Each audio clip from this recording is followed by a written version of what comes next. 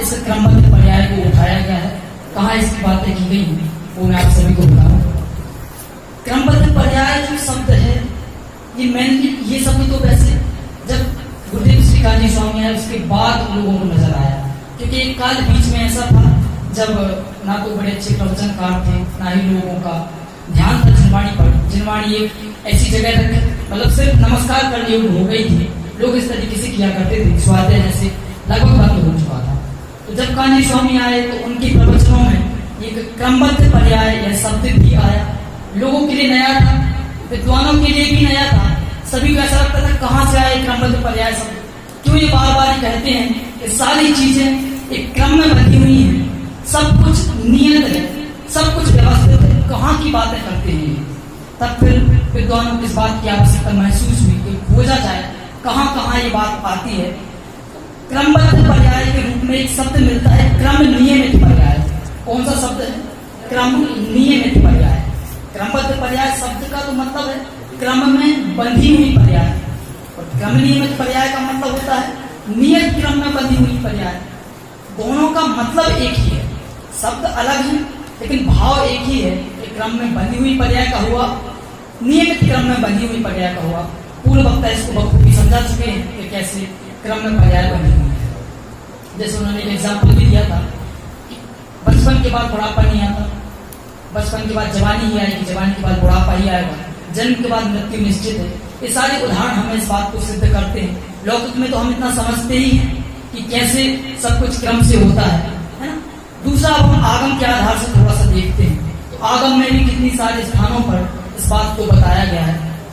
सर्वप्रथम कार्तिकेयानुप्रेक्षा में आज से 2000 वर्ष पहले, जो कि सबसे बड़ी 12 भावना की एक किताब है, पुस्तक है, ग्रंथ है, कार्तिकेयानुप्रेक्षा, आचार्य कार्तिकेय स्वामी ने लिखा है, जिसमें उन्होंने 3 गाथाएं दी हैं और इस बात को उन्होंने बताया है। उनकी गाथाएं मैं आपको पढ़ के सुनाता हूँ। जम जस जम्मी देशे जेड़ बिहाड़ीण जम्मी कालम रातम जड़ेणीयतम जम्मम्बा अहव मरणम्बा तम तस्य तम्मी देशे तेण बिहाड़ीण तम्मी कालम को सक्का दीवारे दो इंदोबा तह जड़ेंदोबा एवं जोड़े छय दो जानती तब वाणी सब पच जाए सो सद्दिद्धि सुनतो जो संकति सो ही बुद्धि। जो ये जानता है वह समय दृष्टि है, और जो इसमें शंका करता है ये सभी के सभी मिथ्या दृष्टि है। किसमें? उन्होंने कहा जम जस जम्मी देश जीर्ण बिहाड़ीण जम्मी कालमनी।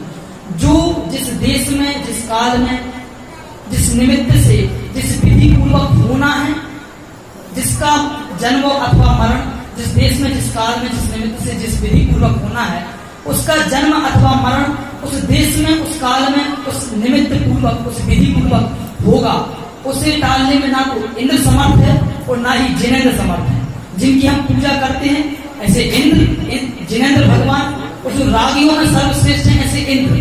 कोई भी हो, कोई भी किसी का भी कुछ भी बदलने में, किसी का भी जन्म मरण बदलने में समर्थ नहीं है। आज से 2000 वर्ष पहले कार्तिकेय स्वामी इस बात को लिख गए। 1000 साल पहले आचार्य अमृतचंद्र देव आत्मख्याति की, समय सार की आत्मख्याति टीका करते हुए लिखते हैं, जीवो ही तावत क्रम नियमित परिणाम, जीवो ही तावत क्रम नियमित आत्म परिणाम उत्पद्यमान हो, जीव एव ना अजीवा एवं अजीवो अपि आत्म परिणामयो उत्पन्न क्रम नियमित आत्म परिणामय उत्पद्यमान अजीव एवं ना जीवा। जीव भी अपने क्रम नियमित परिणामों से उत्पन्न होता हुआ जीव ही है, अजीव नहीं है।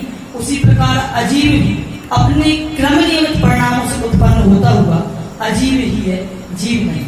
इसमें क्या कह दिया उन्होंने ये कहा है कि जीव कभी अजीव रूप परिणाम नहीं करता, अजीव कभी जीव रूप परिणाम नहीं करता। जीव जो है वो जीव रूप ही परिणाम करेगा और क्रम नियमित आत्म परिणाम है। क्रम नियमित का मतलब क्या है? जैसे हम क्रमबद्ध पर्याय कह रहे हैं, क्रम नियमित पर्याय कह रहे हैं। अजीव अपने क्रम में नियमित पर्यायों में परिणाम करता है, उसी प्रकार जीव भी अपने क्रम में बधी हुई पर्यायों में परिणाम करता है। और जीव और अजीव इन दो ही द्रव्यों में सारे के सारे समस्त पदार्थ बटे हुए 6 द्रव्य हैं। हेलो 6 द्रव्य हैं, जिसमें एक तो जीव है और बाकी 5 द्रव्य अजीव है। तो जीव और अजीव जब सभी के सभी पदार्थ अपने आत्म परिणाम है क्रम से उनके बटे हुए हैं, तब उसमें अनिश्चितता के लिए कोई जगह नहीं रह जाती है। ऐसे ही और कितने सारे उदाहरण हैं जो मैं आपके समक्ष प्रस्तुत करता हूं। जो विद्वान हैं वो भी कितने सारे पद्य लिखे गए हैं, मैं सुनाता हूं। जो जो देखी बीतराग में सो सो होसी बीरा रे, बिन देखो होसी नहीं क्यों ही काहे हो अधीरा रे। समयो एक बड़े नहीं घटसी, जो सुख दुख की पीरा रे, तू क्यों सोच करे मन कूड़ो होए बज्र ज्यों हीरा रे। भगवती दास जी ने एक और पद्य लिखा है जो बहुत अच्छा भजन है, मेरा तो बहुत प्रिय है। हमको कछु भय ना ले जाने लियो संसार, जा करी जैसे जाही समय में, जो होवत जा द्वार, सो बनी है तरी है कछु नाई, करी लीनो निर्धार, हमको कछु भय ना ले जाने लियो संसार। जो इन्होंने 5 समवाय की बात यहाँ कही है, जा करी जैसे जाही समय में, जो होता जा द्वार, ये 5 समवाय उन्होंने घटा के बताए कि जो जब जिसका जिस निमित्त पूर्वक जिस प्रकार होना है उसका वैसा ही सब कुछ उसी प्रकार होगा, कोई भी बदलने में समर्थ नहीं है। फिर हम क्यों भय करें, हमको कछु भय ना रे जाने लियो संसार। क्योंकि संसार के बारे में अगर निर्भय होना है तो सिर्फ इतना सा जान लो कि जब जिसका जो परिणाम जिस विधि पूर्वक जैसा होना है वैसा ही होगा। क्योंकि गोष्ठी का नाम रखा है जीवन जीने की कला। क्यों रखा है शब्द जीवन जीने की कला? क्योंकि जीवन में हर किसी को सुख चाहिए और जिसको ये कला आ जाए उसको जीवन जीना आ गया। तो यहाँ कहा है कि हमको कछु भय ना रे जान लियो संसार। यदि आप संसार को इस रूप में जान लेते हैं तो आप सुखी हो जाएंगे। और भी कितने ही सारे उदाहरण हैं जो ग्रंथों से प्रस्तुत किए जा सकते हैं, लेकिन समय का अभाव है तो मैं यही अपनी वाणी को विराम देता हूँ। जय श्री राम।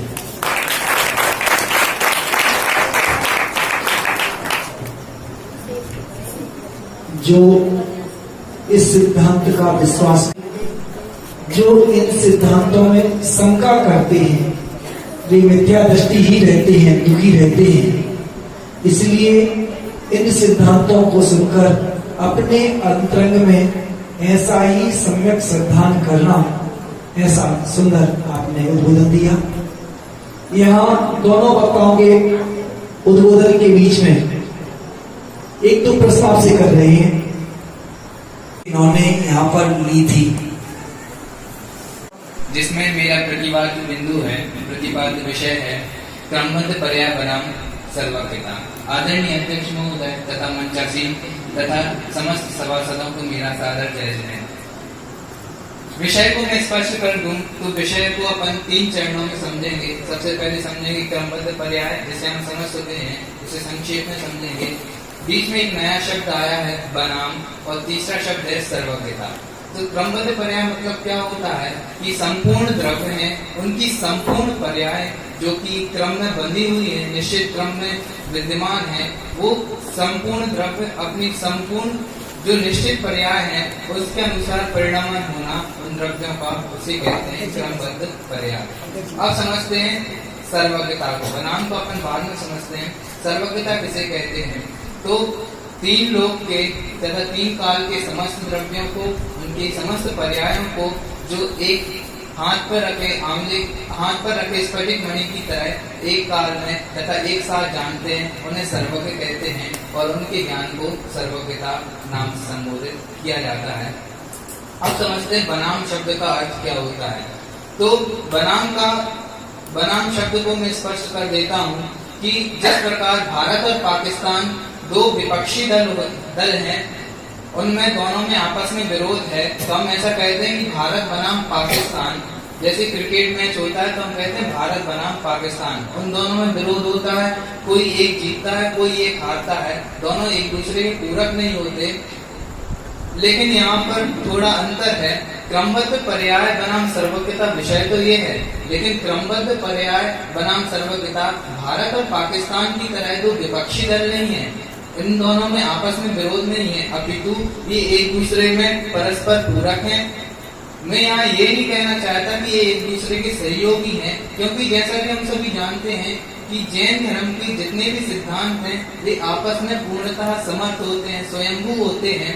इसलिए क्रमबद्ध पर्याय अपने आप में समर्थ है और सर्वज्ञता अपने आप में समर्थ है। दोनों एक दूसरे के आश्रित नहीं है, इसलिए ऐसा कह सकते हैं कि एक दूसरे के पूरक तो हैं लेकिन सहयोगी नहीं है।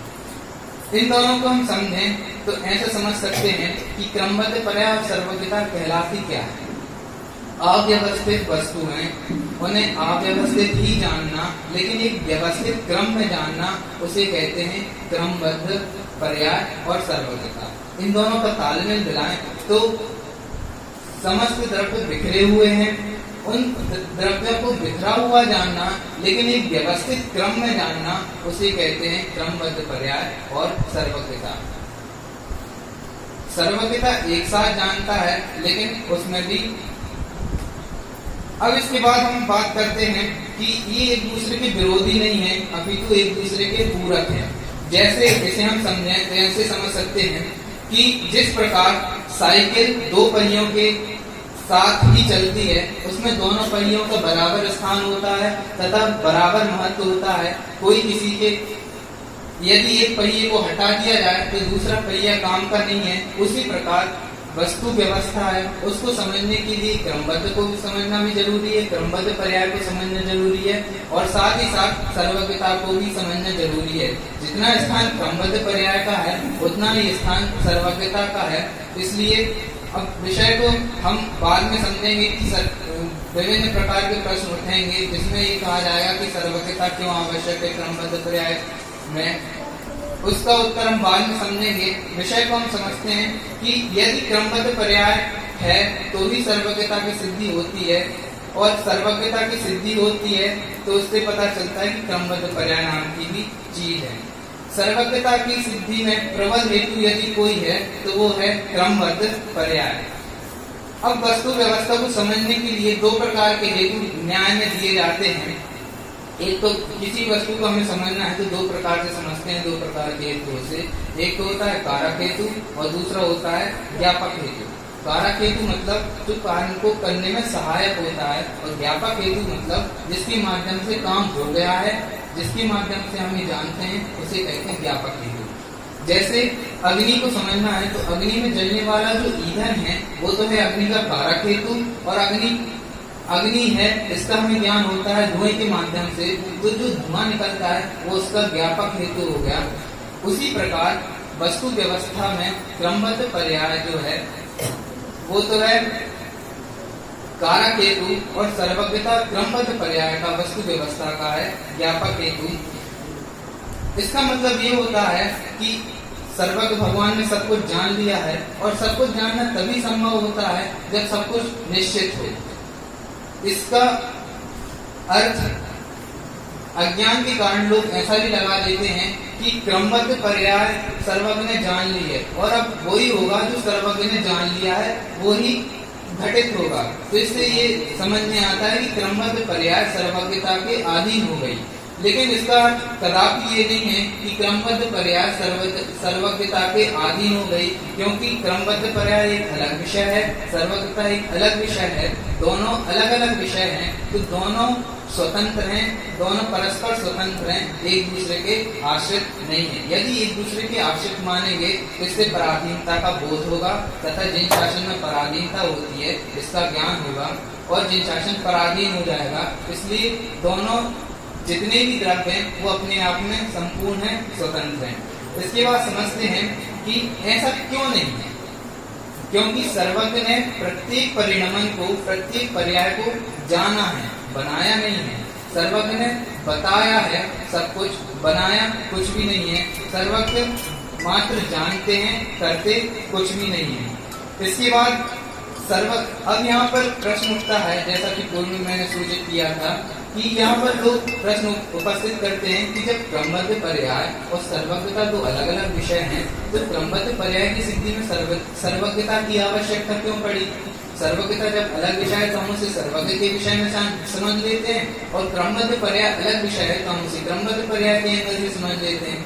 तो यहाँ पर सर्वज्ञता की सिद्धि इसलिए करनी जरूरी है क्योंकि एक तो जैन धर्म का प्रत्येक कथन सर्वज्ञ से प्रमाणित होना चाहिए, क्योंकि जब तक सर्वज्ञ से प्रमाणित नहीं होगा तब तक वो सम्यक कथन नहीं माना जा सकता।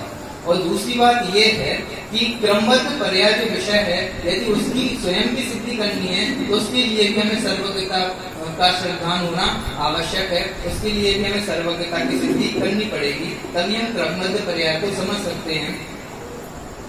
अब यहाँ पर अंतिम चरण की बात करें विषय की, तो दो पहलू हमारे सामने उपस्थित होते हैं। जैसा कि हमने समझा था कि क्रमबद्ध बनाम पर्याय बनाम सर्वज्ञता ये विषय है, तो यहाँ पर इन दोनों में समानता भी उत्पन्न होती है और दोनों में असमानता भी नजर आती है। तो समानता कैसे नजर आती है उसकी ओर दृष्टि डालते हैं।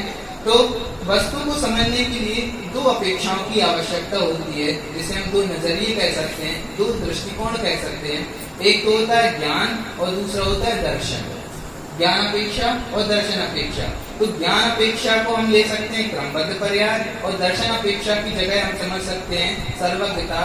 तो जिस प्रकार ज्ञान और दर्शन की सुमेलता वस्तु में होती है, जानने वस्तु को समझने के लिए ज्ञान और दर्शन की सुमेलता होती है, उसी प्रकार यहाँ क्रमबद्ध पर्याय और सर्वज्ञता की भी सुमेलता, उनकी एकता स्थापित होती है।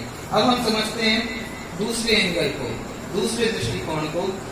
जैसे अभी हमने सुमेलता को समझा, अब हम समझते हैं विषमता को, मतलब इन दोनों में अंतर है, इन दोनों के अंतर को समझते हैं। जैसा कि पूर्व में आप जान ही चुके हैं कि क्रमबद्ध पर्याय क्या है, एक सिद्धांत है। तो पहला अंतर तो यही हुआ कि क्रमबद्ध पर्याय एक सिद्धांत है और सर्वज्ञता जीव का स्वभाव है। सर्वज्ञता कभी सिद्धांत नहीं हो सकता, वो स्वभाव ही रहेगा, और क्रमबद्ध पर्याय स्वभाव नहीं हो सकता, वो सिद्धांत ही है। दूसरा और मुख्य अंतर ये है कि सर्वज्ञता में क्रमबद्ध पर्याय का प्रत्यक्ष ज्ञान होता है, सर्वज्ञता में क्रमबद्ध पर्याय का प्रत्यक्ष ज्ञान होता है, और क्रमबद्ध पर्याय से सर्वज्ञता का हमें परोक्ष ज्ञान होता है। ये इसमें अंतर था। इस प्रकार हम भी क्रमबद्ध पर्याय को समझकर सर्वज्ञता को समझें तथा अपने जीवन को धन्य करें। इसी मंगल भावना के साथ मैं मेरा प्रतिपाद्य बिंदु है अकर्तावाद का द्योतक क्रमबद्ध पर्याय। अनंत तीर्थंकर परमात्मा ने समस्त शरण में विराजमान होकर हम सभी के कल्याण हेतु अनेक सिद्धांत बतलाए, जिनमें से एक क्रमबद्ध सिद्धांत ऐसा है जिसके श्रद्धान से अनेकों मिराज अग्नि में जलते हुए भी, सिर पर सिगड़ी जलते हुए भी अपने को अकर्ता स्वरूप समझते हैं, जानते हैं। सुमेरु की भांति अपने स्वभाव में अचल रहते हैं। क्रमबद्ध पर्याय मात्र में यह नहीं बताती कि हम पर के अकर्ता हैं, पर वह यह भी सिद्ध करती है कि पर के कर्ता बनने की भी आवश्यकता नहीं है।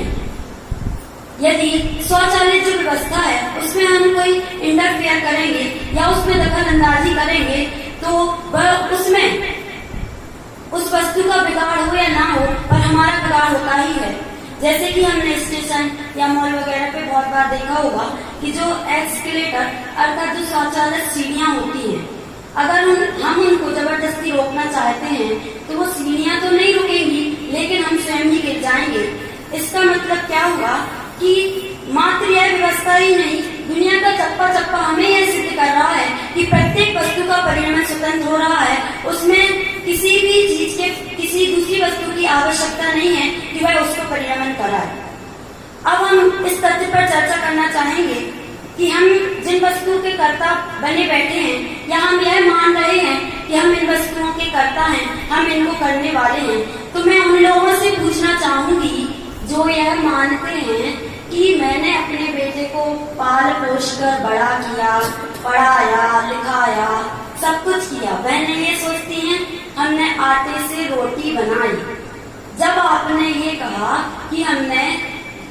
इसको पढ़ाया बड़ा किया, तो फिर आप जब इसके करता है तो उसको छोटा भी कर दो।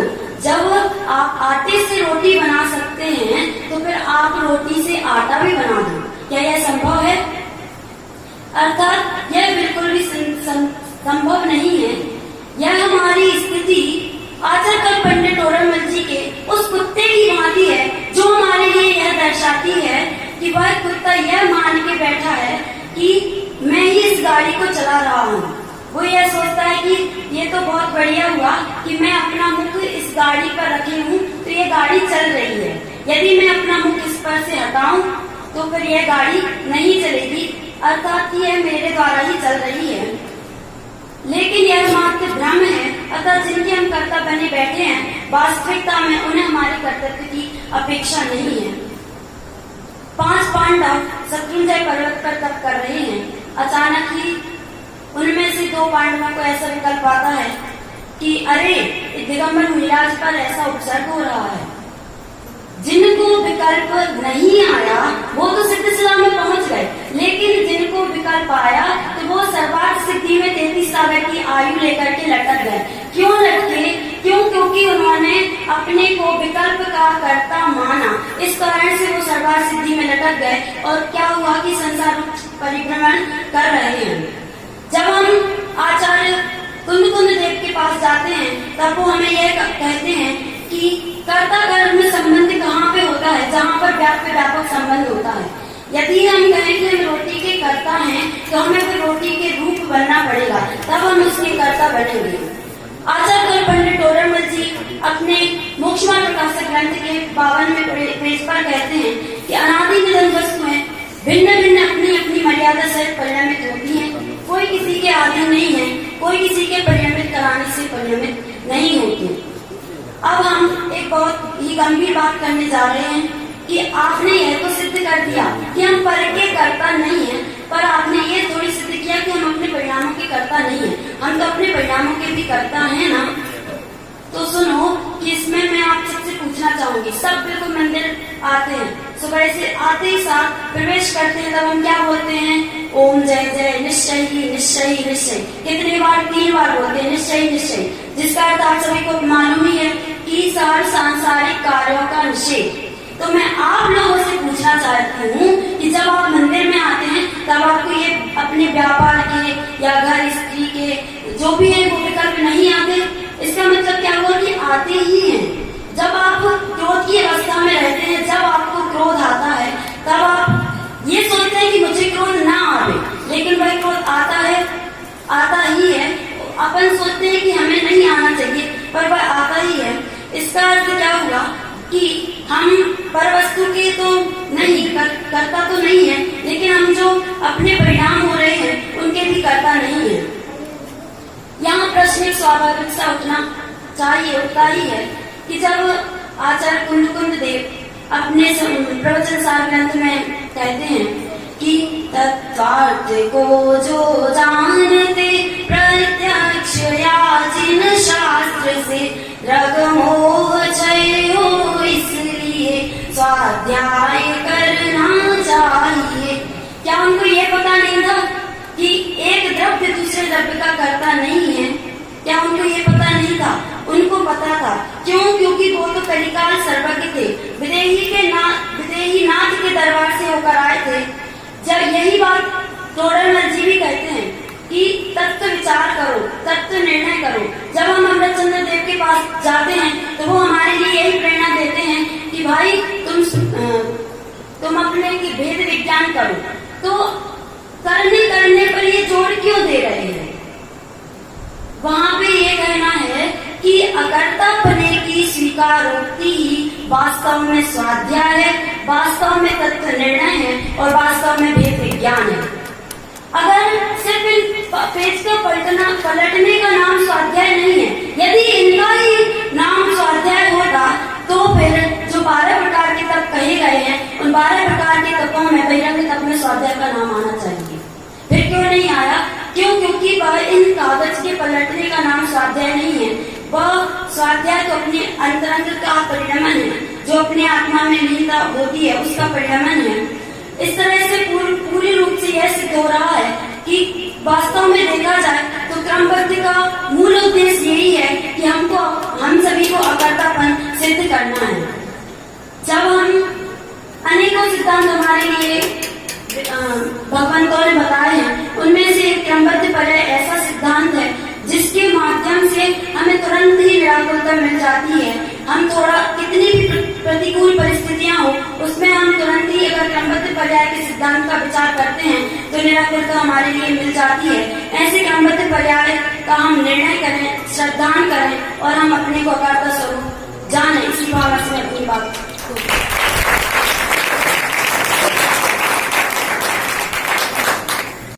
सभी साधारण भाइयों को सादर जय जय। आज की गोष्ठी जीवन जीने की कला क्रमबद्ध पर्याय, उसमें मेरा विषय है क्रमबद्ध पर्याय की भ्रांतियां। यदि इस पूरे लोक को देखा जाए तो असंख्यात अनंत जीव है और अनंत जीवों की अपेक्षा चर्चा करें तो अनंत भ्रांतियां निकल जाएंगी। क्यों? क्योंकि संस्कृत में एक सूक्त बोलते हैं, मुंडे मुंडे मदर विंदा, मतलब जितनी मुंडियां हैं उतनी ज्ञान है और जितने ज्ञान का प्रयोग होगा उतनी ज्यादा भ्रांतियां निकलेंगी। यानी जितने जीव उतनी भ्रांतियां, लेकिन उन सारी भ्रांतियों को कुछ निश्चित बिंदु में बांधकर आज मैं प्रस्तुत करने वाला हूं। उन इतनी सारी भ्रांतियों को हम 3 बिंदुओं में देख सकते हैं। पहला है नाम अपेक्षा भ्रांति, दूसरा अनियोग अपेक्षा भ्रांति और तीसरा है दार्शनिक अपेक्षा भ्रांति। पहला नाम अपेक्षा भ्रांति। जब भी क्रमबद्ध पर्याय की चर्चा होती है तो सबसे पहला प्रश्न ये होता है कि भैया क्रमबद्ध पर्याय लाए कहां से हुआ? पूरे जनागम को उठा के बता दो और क्रमबद्ध पर्याय का शब्द बता दो कि क्रमबद्ध पर्याय आया कहां से। सबसे पहली भ्रांति। तो हम कहते हैं कि भैया आया ना, कहां पर? अरे समय सार की 308 से 311 की जो गाथा की टीका है उसमें क्रम नियमित शब्द आया है। जैसे पूर्व वक्ता ने बोला था, जीवो ही तावत क्रम नियमित आत्म परिणामोत्पद्यमानो जीवा ना जीवा, अजीवो भी क्रम नियमित आत्म परिणामोत्पद्यमानो अजीवो ना जीवा। तो यहाँ पे आया ना क्रम नियमित शब्द, तो सामने वाला क्या कहता है? ये तो क्रम नियमित शब्द है, क्रमबद्ध कहाँ है?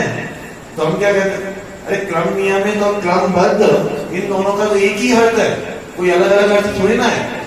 आप सिद्धांत को मानते हो कि नहीं, बस इतना बताओ। यदि सिद्धांत को मानते हो, उसके बाद क्रमबद्ध को आप लड्डू बोलो, पेड़ा बोलो, कुछ भी बोलो, हमें मतलब नहीं है। आप सिद्धांत को मानते हो मतलब सही। नाम अपेक्षा कोई लड़ाई झगड़ा नहीं है। इसका मतलब हम नाम कुछ भी दे सकते हैं, लेकिन सिद्धांत को मानते हो कि नहीं।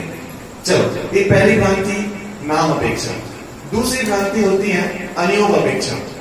जितने अनियोग उतनी अपेक्षा से क्रमबद्ध पर्याय को देखा जाए तो उतनी अपेक्षा से भ्रांतियां हो सकती हैं।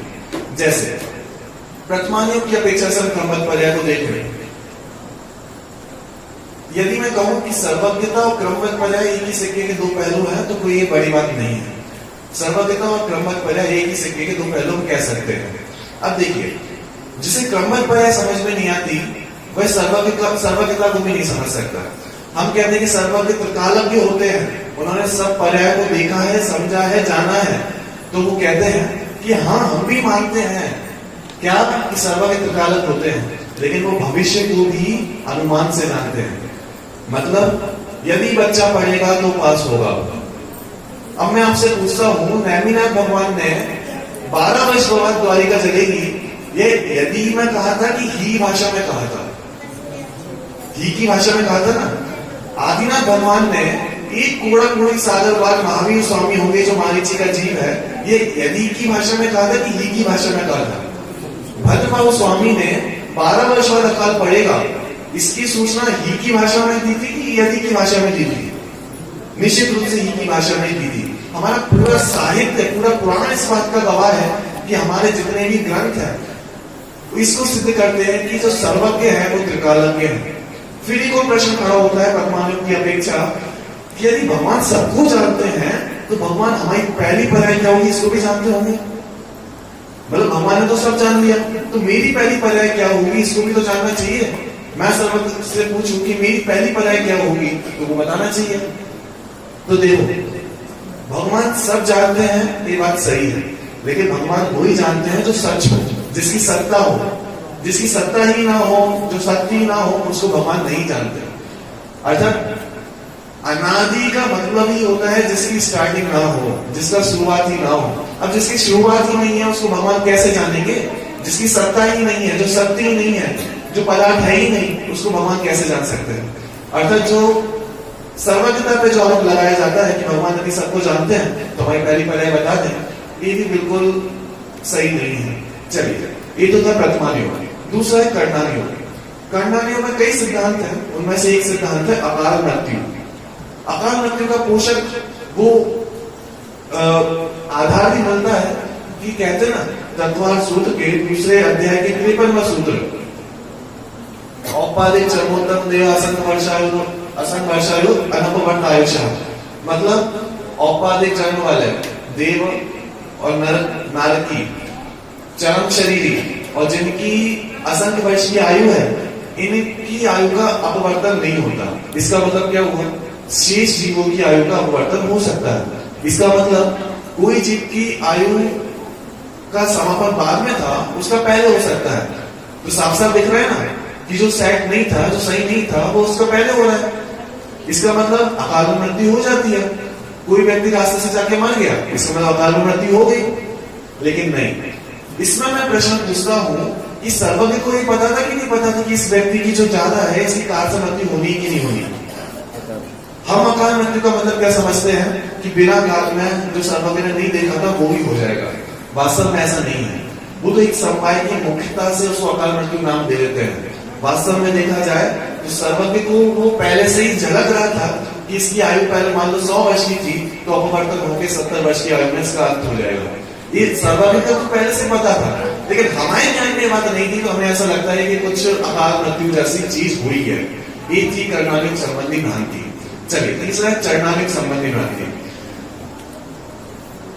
चरणालिक संबंधी भ्रांति जैसे कोई कहे कि क्रमबद्ध पर्याय को समझने से तो स्वच्छंदता आ जाती है। कैसे?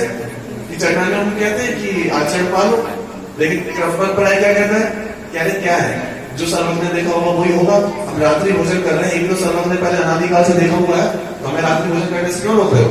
हम आलू प्याज खा रहे हैं, ये भी तो सर्वज्ञ ने अनादिकाल से देखा होगा, इसलिए तो हम खा रहे हैं, तो हमें रात्रि भोजन करने से क्यों रोक रहे हो?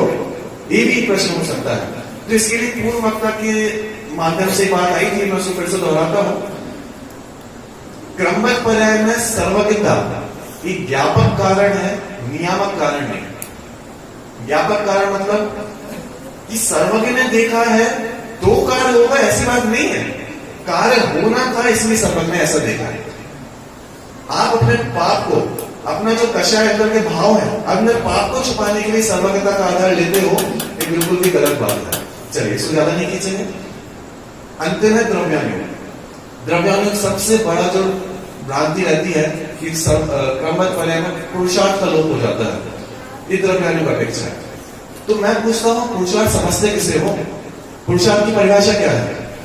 तो सीधी सी बात है, पर मैं कुछ भी कर देना, जैसे मैंने इसको उठाया, ये नीचे लग गया, मेरा पुरुषार्थ हो गया, मैंने कार्य को कर दिया। यही सबसे पहली भूल है। अरे जैन धर्म परम अकर्तावादी दर्शन है। पर मैं कुछ कर सकता हूं, ये तो बात ही नहीं है। मैं अपनी पर्याय का भी कुछ कर सकता हूं, फेरफार करता हूं, ये बात भी जैन दर्शन नहीं कहता। तो पर मैं कुछ कर दिया, ये बात तो पुरुषार्थ में आती ही नहीं है। तो पुरुषार्थ मतलब क्या? पुरुषार्थ सिद्धि उपाय में एक परिभाषा आती है, पुरुषे सिद्धि की पुरुषार्थ। पुरुष अर्थात आत्मा, सिद्धि अर्थात स्वामी होकर प्रवर्तन करना, अर्थात अपने ही स्वरूप में प्रवर्तन करना, वो है अनंत पुरुषार्थ, वो है पुरुषार्थ। तो अब मैं पूछता हूं, क्रमबद्ध पर्याय ने पुरुषार्थ का लोप किया या क्रमबद्ध पर्याय ने परम पुरुषार्थ को जगाया? निश्चित रूप से उत्तर यही होगा कि क्रमबद्ध पर्याय परम पुरुषार्थ को जगाने ही वाला है। बहुत सारे बिंदु मैंने लिखे थे, लेकिन समय कम है, इसलिए मैं उनको सिर्फ बता देता हूं, आप उस पर विचार कर लीजिएगा। जैसे दार्शनिक विषय कि क्रमबद्ध पर्याय एकांत नियतिवाद दर्शन है, तो इसमें आप समय नहीं है इसलिए नहीं बताता हूं। समझ सकते हैं कि 5 समवायों से ही कार्य होता है, किसी भी एक समवाय से कभी भी कार्य नहीं होता है। यदि हम कहें कि क्रमबद्ध पर्याय एकांत नियतिवाद दर्शन है, तो ये गलत है, क्योंकि नियतिवाद ही एक समवाय नहीं है, बाकी 4 समवाय भी वहां पे अवश्य रूप से मौजूद रहते हैं। तो पुरुषार्थ, स्वभाव, निमित्त, काल अवधि, भवितव्यता, इन सभी से ही कार्य होता है। और भी कई सारे बिंदु हो सकते हैं, आप स्वयं भी विचार करिए इसी मंगल भावना से। आत्म शांति और विश्व शांति में सहायक है। क्योंकि अभी तक जितने भी विषय थे सब सैद्धांतिक थे और उन सबकी चर्चा आगम के परिप्रेक्ष्य में होना योग्य थी, लेकिन मेरा जो विषय है उसकी चर्चा आगम के आलोक में मैं ना करके जो आपकी थीम है जीवन जीने की कला, क्रमबद्ध पर्याय। क्रमबद्ध पर्याय है आपको जीवन जीना सिखाता है। अभी जीवन नहीं जीते क्या? अभी हम जीवन नहीं जी रहे क्या? जीवन तो जी रहे हैं, लेकिन वास्तव में जीवन जीना कैसे चाहिए यह क्रमबद्ध पर्याय हमको सिखाता है। 3 बिंदुओं से अपनी बात रखूंगा। पहला, कुछ गुरुदेव की यह शैली है जहां अस्थि से चर्चा हो वहां वह नास्ति रखते हैं, और जहां नास्ति से चर्चा हो वहां वह अस्थि से अपनी बात रखा करते हैं। मेरा विषय है शांति कैसे मिलेगी। पहले यह निर्णय करो कि अशांति क्या है, दूसरा क्यों है, और क्रमबद्ध पर्याय के निर्णय से क्या वह अशांति जा सकती है। एक प्रश्न दादा ने अपनी पुस्तक में उठाया है कि क्रमबद्ध पर्याय किसके लिए है। उसका उत्तर की पहली लाइन है, ये क्रमबद्ध पर्याय अकर्तावाद के लिए है। जैन शासन का सबसे बड़ा सिद्धांत है वह है अकर्तावाद और अनेकांतवाद। अहिंसा की चर्चा सब करता है, हर दर्शन अहिंसा की चर्चा करता है, लेकिन अकर्तावाद की चर्चा हर कोई कहेगा कि भगवान करता है, तुम कुछ नहीं करते, जो राम ने देखा है वैसा होगा, वह भगवान को कर्ता बना दिया। हमारे यहाँ एक एक पुद्गल परमाणु या कोई भी द्रव्य की एकमात्र इकाई हो, वह इकाई भी तत्समय की योग्यता में अपने सत्कारक रूप से स्वयं परिणमित होती है। उसमें परद्रव्य का निमित्त किंचित मात्र भी नहीं है। टुडरमल जी साहब ने महामंत्र अनादि निधन वस्तुएं भिन्न भिन्न अपनी मर्यादा से परिणमित होती हुई कहकर अपना मंत्र दिया है अकर्तावाद के लिए। पूरा समय सार जगह जगह अकर्तावाद की उद्घोषणा करता है। यह क्रमबद्ध पर्याय भी मात्र और मात्र अकर्तावाद के लिए है, क्योंकि दुख है तो वह कर्तावाद का है। दुख किसका है? दुख कर्तावाद का है। कर्तव्य की मान्यता मिटे और सुख प्रारंभ हो। माँ इसलिए दुखी है क्योंकि बेटा उसके अनुसार नहीं प्रवर्तता। पुत्र इसलिए दुखी है क्योंकि बाप पिताजी उसकी बात नहीं सुनते। जगत में हर व्यक्ति इसलिए दुखी है क्योंकि वह अपनी इच्छा के अनुसार जगत का परिणमन करना चाहता है। दुख का कारण जगत का परिणमन नहीं है। दुख का कारण किसी द्रव्य का किसी समय में होता हुआ परिणमन, वह दुख का कारण नहीं है। दुख का कारण यह मानता है कि यह परिणमन ऐसा क्यों नहीं होता, यह परिणमन जैसा मैं चाहता हूं वैसा क्यों नहीं होता है। वह परिणमन आपके चाहने से नहीं होगा। ज्ञानी भी पर में परिणमन कराने का परिणाम करता है, लेकिन मैं परिणाम करता हूं ऐसी कर्तव्य की मान्यता के अभाव में सुखी रहता है, और अज्ञानी मैं परिणमन कर सकता हूं ऐसी कर्तव्य की मान्यता में निरंतर मरता है। कैसा मरता है? यो भाव कर्म या भाव मरण सदियों से करता आए। अशांति किसकी है? कि अशांति मोह की है, अशांति राग की, अशांति द्वेष की है। आत्मा की अशांति यह है कि मैं पर का करना चाहता हूं, और विश्व की अशांति क्या है? आतंकवाद है, भ्रष्टाचार है। आतंकवाद भी क्यों है? क्योंकि वह भी ये मानता है कि मैं कुछ कर सकता हूं, मैं कुछ सुधार कर ला सकता हूं। भ्रष्टाचारी क्यों भ्रष्टाचार करता है? क्योंकि इस भ्रष्टाचार से मेरा कुछ भला हो। परद्रव्य में कर्तृत्व की मान्यता यह अशांति का मूल है, और यह क्रमबद्ध पर्याय इस कर्तृत्व की मान्यता पर जोड़ देती है, इस कर्तृत्व की मान्यता को तोड़ाती है। वह क्रमबद्ध पर्याय यह कहती है, परिभाषा हम सबने सुनी है। क्रमबद्ध पर्याय क्या कहती है? कि जो होना है शुभ होगा। क्या? जो होना है सो होगा, उसमें तुम्हारी तो क्या। जो तुम्हारे पूजनीय परम पुरुष कौन बैठे हैं? अरिहंत परमात्मा सिद्धशिला पर सिद्ध परमात्मा सिद्धशिला पर विराजित हैं। वह सिद्ध परमात्मा भी आ जाएं। पहली बार तो आएंगे नहीं, यदि एक बार आ जाएं तो भी वह उस परिणमन में फेर बदल करने में समर्थ नहीं है। दूसरा पॉइंट इसका ये सोचना कि यदि वस्तु का परिणमन स्वतंत्र स्वाधीन क्रम नियमित क्रमबद्ध नहीं होता तो कैसा होगा? भाई साहब, दुनिया में जितने भी धर्म है ना, हर धर्म ये कहता है कि मेरा भगवान सर्वज्ञ है। हर धर्म क्या कहता है कि मेरा भगवान सर्वज्ञ है। सर्वज्ञ मतलब सब कुछ जानता है। सब कुछ कब जानेगा? जब सब कुछ निश्चित होगा तभी तो जानेगा, और यदि निश्चित नहीं होगा तो कैसा जाना उसने? झूठा जाना। सर्वज्ञता जैन शासन सिद्ध करता है कि हर दर्शन सिद्ध करता है। सबसे बड़ी समस्या ये है कि भाई पुरुषार्थ कहां जाएगा? 5 समय में पुरुषार्थ भी तो है, पुरुषार्थ का क्या होगा? पहले ये तो पक्का करो कि पुरुषार्थ होता क्या है। पर में कुछ करने का नाम ये पुरुषार्थ नहीं है। प्रत्येक तरफ अपने अपने कार्य को करे, इसका नाम पुरुषार्थ है। आचार्य कुंद देव 47 शक्तियों में वीर शक्ति की परिभाषा लिखते हैं, स्वरूप निर्वर्तन सामर्थ्य रूपा वीर शक्ति। स्वरूप की रचना करना यह आत्मा का वीर है। उद्गल द्रव अपने कार्य को करेगा, धर्म अपने को करेगा, धर्म आकाश काल अपने कार्य को करता है, यह उसका पुरुषार्थ है। पर द्रव में फेर बदल करना यह पुरुषार्थ नहीं है। एक अंतिम विचार आप यह सोचना कि मैं मात्र कर्तृत्व की भ्रांति पालता हूं। हम सब मात्र कर्तृत्व की भ्रांति पालते हैं। हमारे उस कर्तृत्व की भ्रांति से जगत का परिणाम आज तक नहीं हुआ।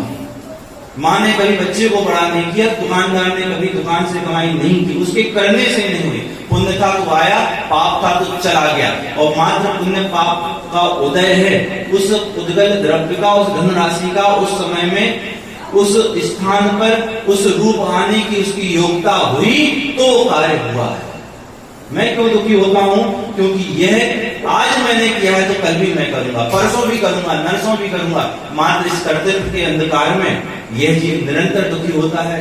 यह क्रमबद्ध पर्याय आत्म शांति और विश्व शांति, जो अशांति का मूल ऐसा कर्तृत्व है, उस कर्तृत्व का अभाव कर आपको अकर्तृत्व की घोषणा करता हुआ हमारे जीवन में सुख शांति को प्रदान करे, इस भावना से मैं अपने विषय को विराम। एक बहुत सुंदर गोष्ठी का आयोजन यहाँ पर सुना। वास्तव में देखा जाए तो जीवन वहीं से प्रारंभ होता है जब हम अपने जीवन में अकर्तावाद का सिद्धांत समझ लेते हैं। उसके पहले तो निरंतर यही विकल्प चलते रहते हैं, अब होगा क्या? हमने परीक्षा दी, होगा क्या? अब उसी होगा क्या की अधीरता में हमारा पूरा जीवन निकल जाता है। परंतु जो वास्तविक हमें जीवन का आनंद आना चाहिए, शांति आनी चाहिए, वह शांति हमारे जीवन में कभी प्रकट होती नहीं। तो शांति को प्रकट करने के लिए हमारा जीवन निर्विकल्प चले, शांति से चले, आनंदमय चले, तो आवश्यकता है अकर्तावाद के सिद्धांत को समझने की, कि मैं अपने ज्ञान परिणाम के अलावा, जानने देखने के अलावा पर द्रव्य के किसी भी कार्य का करता नहीं हूं।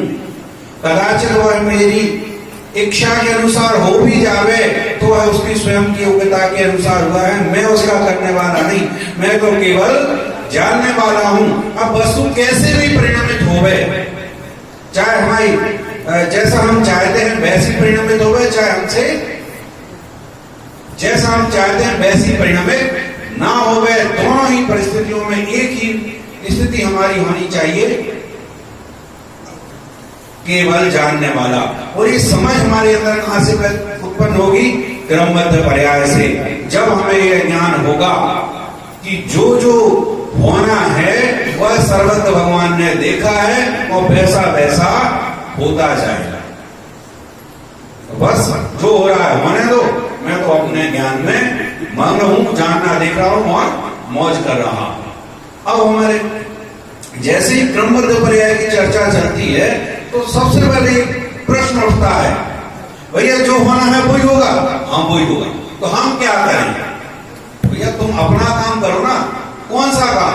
जानने देखने का। इसके अलावा तो हमारा कोई कार्य है नहीं, और वही पुरुषार्थ है। और क्रमबद्ध पर्याय को समझने के बाद हमारा ज्ञान अपने स्वभाव में लीन होता है, अपने आप को आत्मा जानता है, पहचानता और उसमें लीन होता है।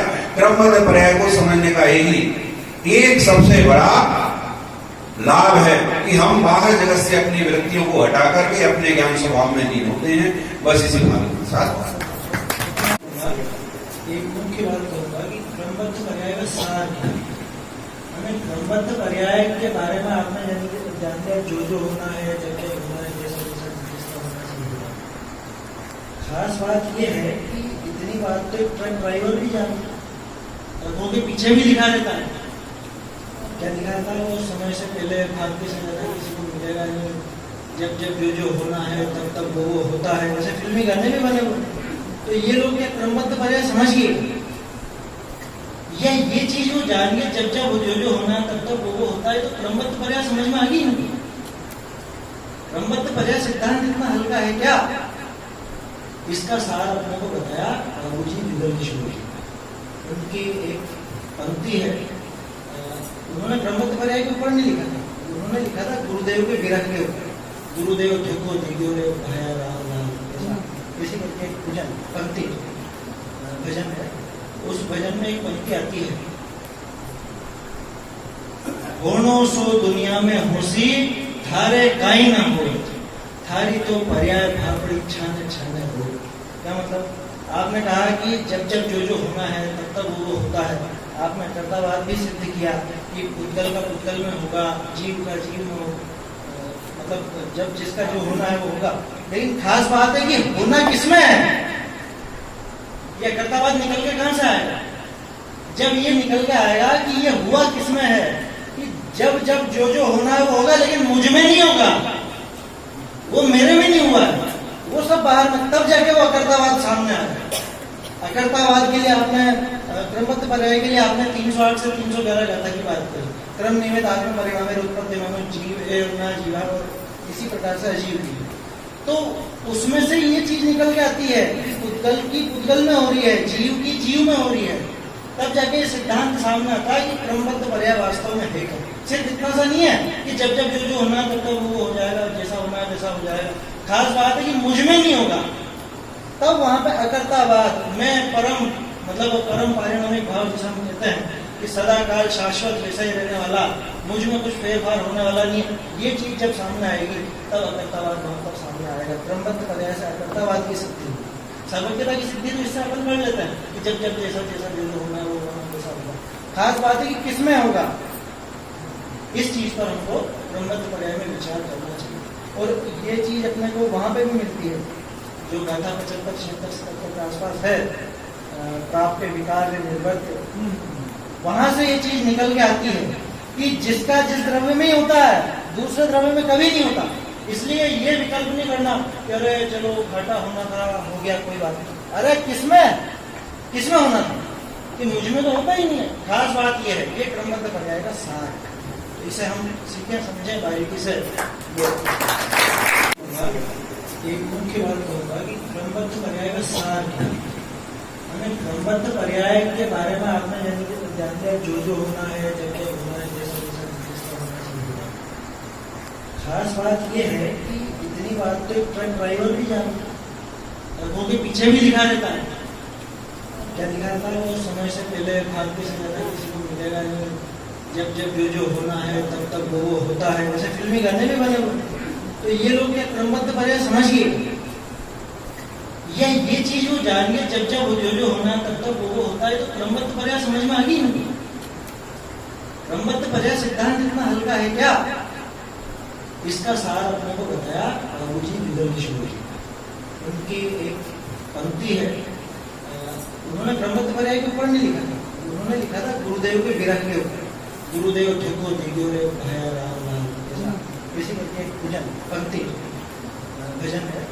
उस भजन में एक पंक्ति आती है, होनो सो दुनिया में होसी थारे काई ना हो, थारी तो पर्याय भापड़ी छान छान हो। क्या मतलब? आपने कहा कि जब जब जो होना है तब तब वो होता है। आपने कर्तावाद भी सिद्ध किया कि पुद्गल का पुद्गल में होगा, जीव का जीव में होगा, मतलब जब जिसका जो होना है वो होगा। लेकिन खास बात है कि होना किसमें है? यह कर्तावाद निकल के कहां से आएगा? जब ये निकल के आएगा कि ये हुआ किसमें है, कि जब जब जो होना है वो होगा, लेकिन मुझ में नहीं होगा, वो मेरे में नहीं हुआ है, वो सब बाहर में, तब जाके वो अकर्तावाद सामने आएगा। अकर्तावाद के लिए आपने क्रमबद्ध पर्याय के लिए आपने 308 से 311 गाथा की बात करी। क्रम नियमित आत्म परिणाम उत्पत्ति जीव ना जीवा और इसी प्रकार से अजीव की। तो उसमें से ये चीज निकल के आती है कि पुद्गल की पुद्गल में हो रही है, जीव की जीव में हो रही है। तब जाके ये सिद्धांत सामने आता है कि क्रमबद्ध पर्याय वास्तव में है क्या। सिर्फ इतना सा नहीं है कि जब जब जो होना है तब तब वो हो जाएगा, जैसा होना है वैसा हो जाएगा। खास बात है कि मुझ में नहीं होगा, तब वहां पे अकर्तावाद, मैं परम, मतलब परम पारिणामिक भाव जिसे हम कहते हैं कि सदा काल शाश्वत वैसा ही रहने वाला, मुझ में कुछ फेरफार होने वाला नहीं है, ये चीज जब सामने आएगी तब अकर्तावाद वहां पर सामने आएगा। क्रमबद्ध पर्याय से अकर्तावाद की सिद्धि, सर्वज्ञता की सिद्धि तो इससे अपन कर लेते हैं कि जब जब जैसा जैसा जो होना है वो वैसा होगा। खास बात है कि किसमें होगा, इस चीज पर हमको क्रमबद्ध पर्याय में विचार करना चाहिए। और ये चीज अपने को वहां पे भी मिलती है जो गाथा 75-76 के आसपास है, प्राप्त विकार निर्भर, वहां से ये चीज निकल के आती है कि जिसका जिस द्रव्य में ही होता है दूसरे द्रव्य में कभी नहीं होता। इसलिए ये विकल्प नहीं करना कि अरे चलो घाटा होना था, हो गया, कोई बात नहीं। अरे किसमें होना था कि मुझ में तो होता ही नहीं है। खास बात ये है, ये क्रमबद्ध पर्याय का सार है, तो इसे हम सीखें समझें बारीकी से। चर्चा हुई और इस विषय में बहुत सारे बिंदु हैं जो हम इनका समावेश कर सकते हैं। जो लोग ये कहते हैं कि क्रमबद्ध पर्याय एक अलग से सिद्धांत है, कहाँ से आया है, इस सिद्धांत को निमित्त और उपादान, सार, तत्व, गृहीत और अग्रहीत मिथ्यात्व, इनके माध्यम से अगर हम घटा करके देखते हैं 5 समवाय, तो इनका मूल कारण ही है। अगर हम क्रमबद्ध पर्याय को 5 समवायों के साथ लेकर के समझते हैं तो कहीं पर भी कोई भी भ्रांति खड़े होने का प्रश्न ही नहीं उठता है। क्योंकि जब कोई बात कही जाती है कि जो होना था सो हुआ, जो होना था सो हुआ, तो वो एक समवाय की मुख्यता से कथन होता है। जब होना था सो हुआ, कारण अवधि की मुख्यता से कथन होता है। जिस कारण से होना था उस कारण से हुआ, निमित्त की मुख्यता से कथन होता है। जिसमें होना था उसी में हुआ, स्वभाव की मुख्यता से कथन होता है। जिस विधि पूर्वक होना था उसी विधि पूर्वक होगा, ये कथन पुरुषार्थ की मुख्यता से होता है। और जब हम इन 5 को एक साथ रखते हैं तब वो पूरा अनेकांतात्मक रूप क्रमबद्ध पर्याय का सिद्धांत हमारे सामने आता है।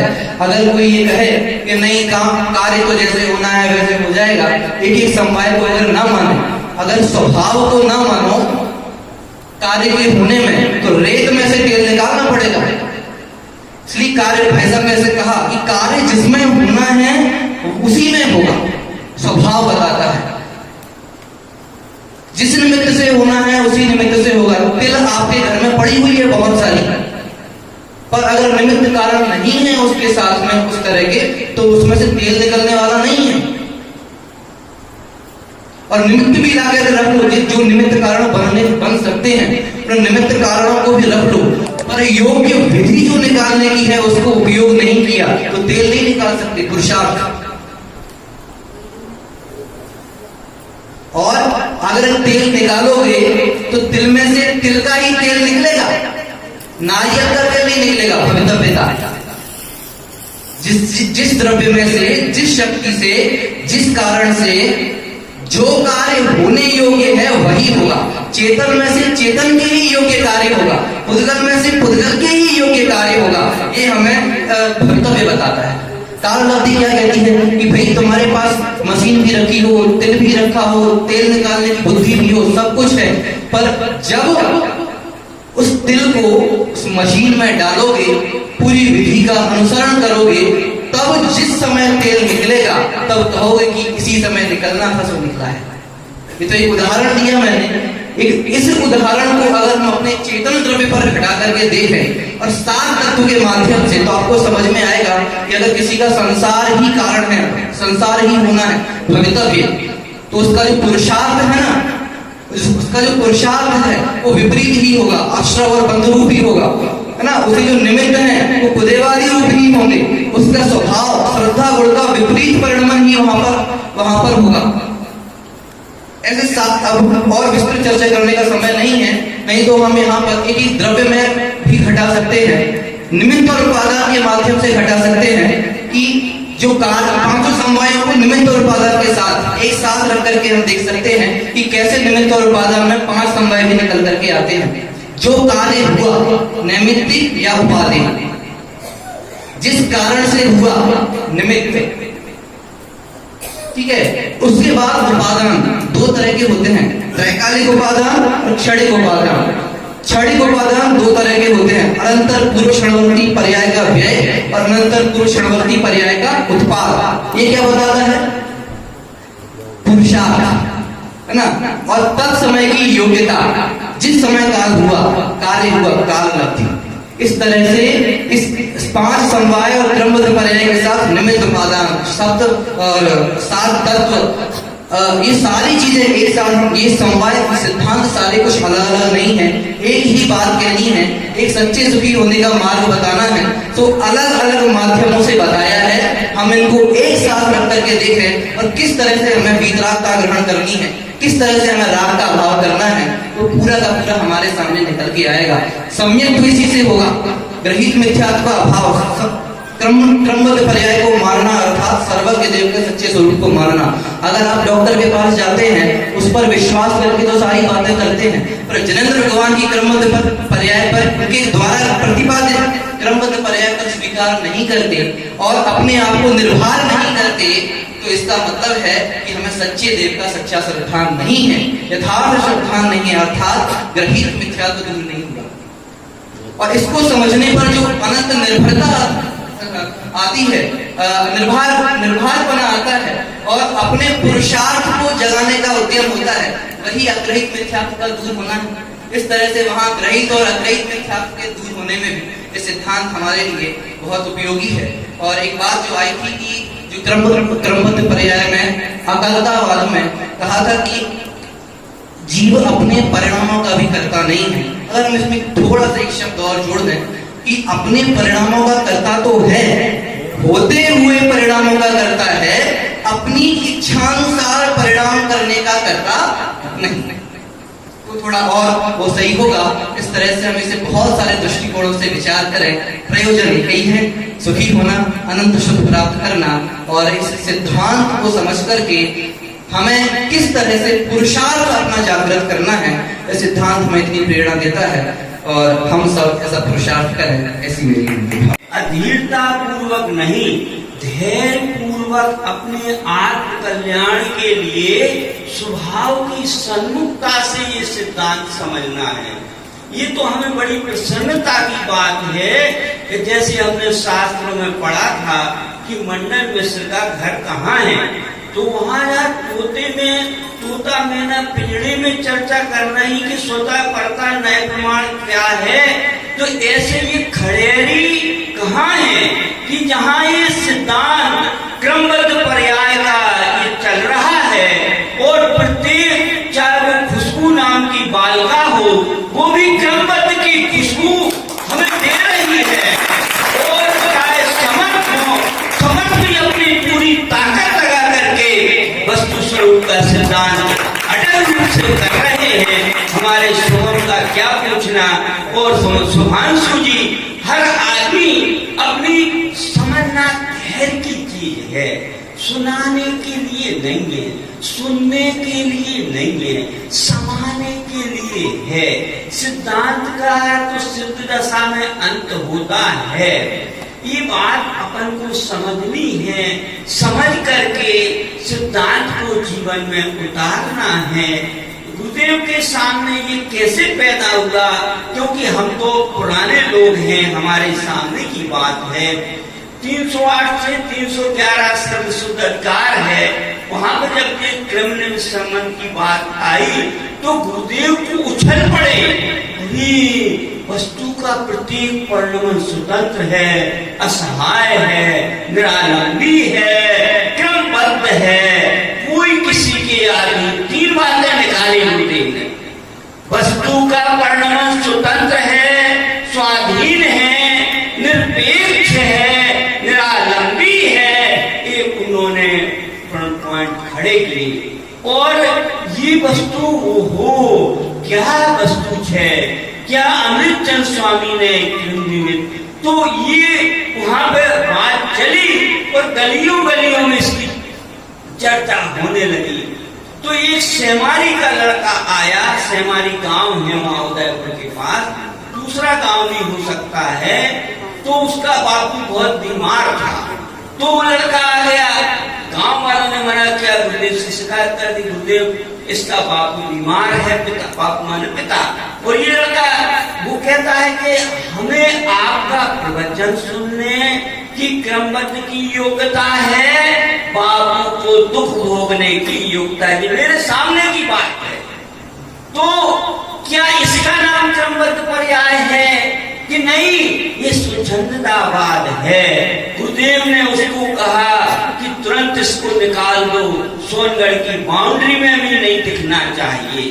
तेरी पर्याय की योग्यता बाबू की सेवा करना है, प्रवचन सुनना नहीं है।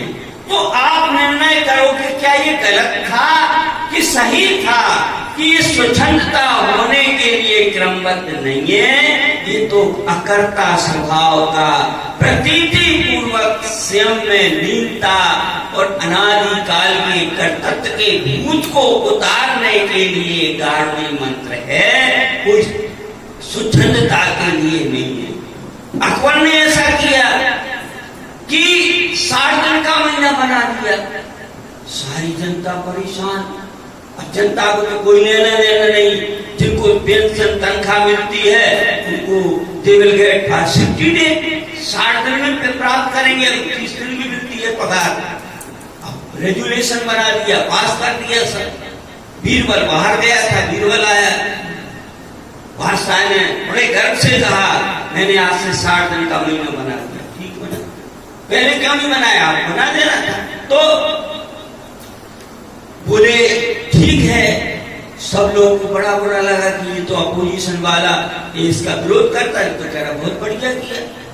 तो बोले साहब ये तो बताओ आपने 30 दिन का कृष्ण पक्ष बनाया, 30 दिन का शुक्ल पक्ष बनाया कि नहीं?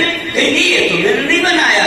तो जब 15 दिन का कृष्ण पक्ष बनाया है तो, और 15 दिन का शुक्ल पक्ष है तो महीना तो 30 दिन का होता है।